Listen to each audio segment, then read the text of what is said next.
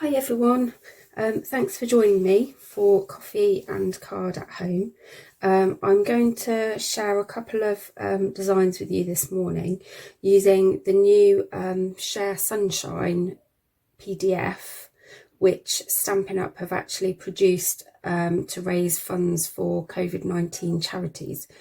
So it's unlike anything you'd normally get from Stampin' Up because you actually receive a PDF download and then you can print out all of your images straight from your printer and use them in whatever way you want. So I've got a couple of examples of cards here that I've made using the download, and I'll just quickly show you what it kind of comes like when you get it. So when you print it off, there are actually 15 pages of images and sentiments that you can use. Obviously that's just a quick glance at what they look like, and there's some really nice ones, some funny ones, some more sincere ones, and some even for giving to people who work in the NHS, which I think is a really lovely idea, or other people in the emergency services that we want to thank. And then the other great thing about it is that at the beginning they give you this information over 2 pages where you are actually told what the coordinating colours are that they've used on each page, and also any of their other products that they recommend might work well with it. So that could be dyes, it could be punches, and if you have those already, then they're great things to use with those images. But what I wanted to show you today is how you can kind of use things that you already have at home and come up with some really nice cards that you could send just to cheer people up at the moment.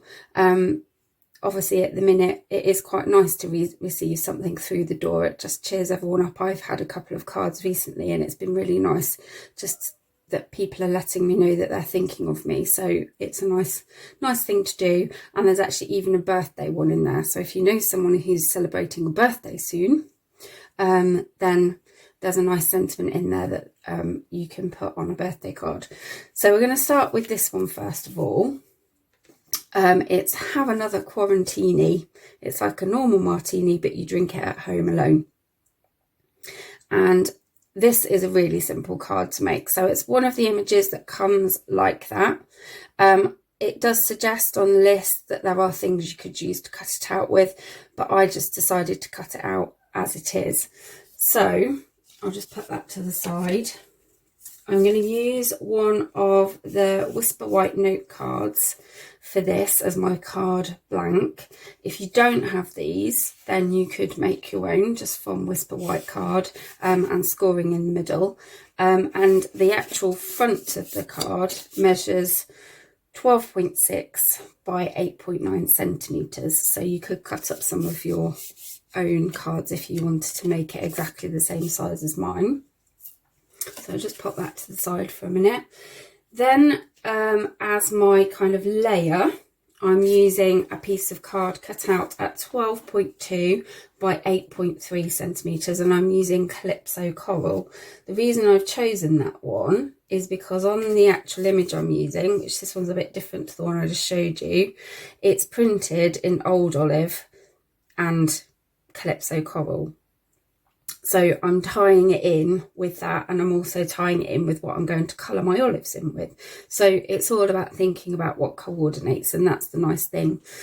There is obviously no stamping to do because this is already done for you. So just when you're cutting this out, and this measures 11.7 by 7.8, just think about how you're lining it up. So you probably want to measure it to see how wide it is and go for a centre point in there. And I think I've kind of got that about where I want it to be. So I'm just going to pop that to the side for a second. I'm going to colour in my image. So I'm using Stampin' Right markers. For those of you that have used these before, you'll know that they have 2 ends on them. So there's a thin line which shows the finer tip pen, and then there's a thicker line which shows you the thicker tipped pen. I quite like the thicker tipped pen for most things, but you might find that the thinner end might be slightly easier for really small details. So I'm going to use my thicker end to colour in my olives.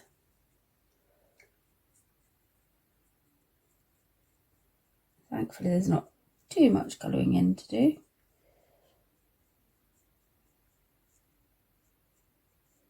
Obviously you could be a little bit neater than me because I'm just rushing it so you're not hanging around too long.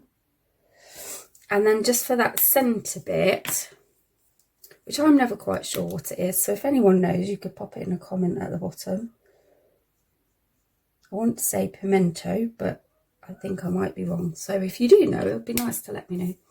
I've coloured the centres of those, and then I'm just going to use one of my favourite things in the whole world, Wink of Stella, which for anyone that doesn't know Wink of Stella, it just puts a really nice little shimmer on your design.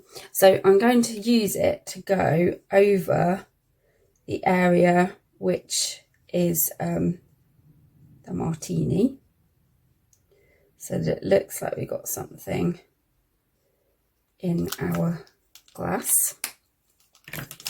And then just because I feel it needs something else, I'm going to use a gold gel pen, which isn't Stampin' Up, but just to add some edging. So you often get glasses that have kind of that gold rim on them, don't you? So I'm just going to pop a few bits of gold here and there where I kind of think you might see it on the glass when you were drinking it.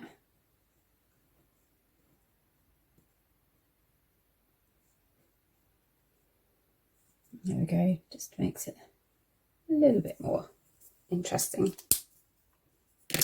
Okay, so I've finished all my colouring in now. Now it's just time to mount up all my layers. So I'm using Tombow multi-purpose liquid glue, which is one of my favourite glues just because you can use it for so many things. Just a little bit around the edge, sort of about ½ centimetre away, and then I usually do a squiggle in the middle. And then I'm going to attach that to my Calypso coral layer.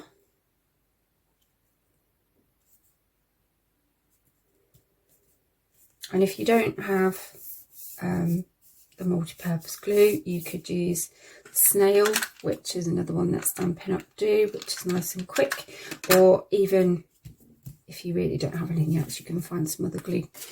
And then we're going to mount it onto our base. So again, just going to turn that over. A little bit of glue all around the outside. Oops. Make sure I've got it the right way around. And then obviously again, just making sure you're keeping it in line all the way around. So when I cut my card, I do deliberately make sure that they're sort of ½ centimetre less on each one, so you get that nice layered effect. So that is kind of done, but it still feels to me like it needs something else. So I had a little think last night, what could I put on there? I wasn't really sure if it needed a ribbon or what it needed, but basically I decided in the end just to go for some little embellishments. You could use pearls or you could use rhinestones. I've got some pearls here, but I don't really want them white. So if you want to change the colour, you can actually use the Stampin' blends, which are alcohol based, to colour in pearls or rhinestones and actually change the colour, which is a really cool tip. If you don't have those, you can also use a Sharpie. The reason being that these types of pens are alcohol based and so they're permanent and it won't come off. If you try to use one of the Stampin' white markers, because they're water based, it won't work. So I'm going to use my thicker end because these also have the thick line and the thin line showing the size of the tip. I'm just going to colour in a few of my pearls. You can see on my page where I've done it lots of times before. It's not very often I ever seem to use white pearls actually.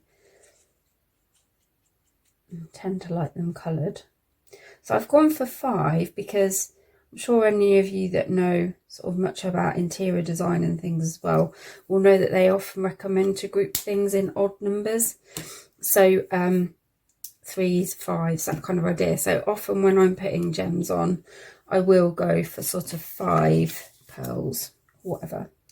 And I'm just going to put these sort of around.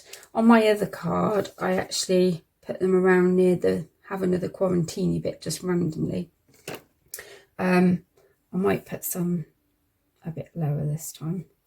And I'm just using the good old pokey tool just to help me get them off of the card.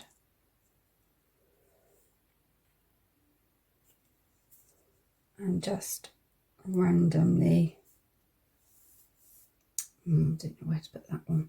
Sometimes it's hardest to decide where the last one goes because you don't want it to look too organised. No, I'll go for this one. Random's better usually.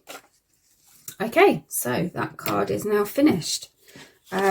Nice, simple, quick to make. You could make quite a few of those if you wanted to by printing off that sheet of the PDF quite a few times. It comes in the black style, which is actually really nice and stands out quite well, or this style, which uses the 2 colours together, so you can get quite a different effect with those. But I'm sure if you had a go at making quite a few of those and pop them in the post to some friends, it would actually just brighten their day. And I'm sure quite a lot of us have been going for things like a quarantini or whatever whilst we've been in lockdown. So I'm going to show you how to make the next card.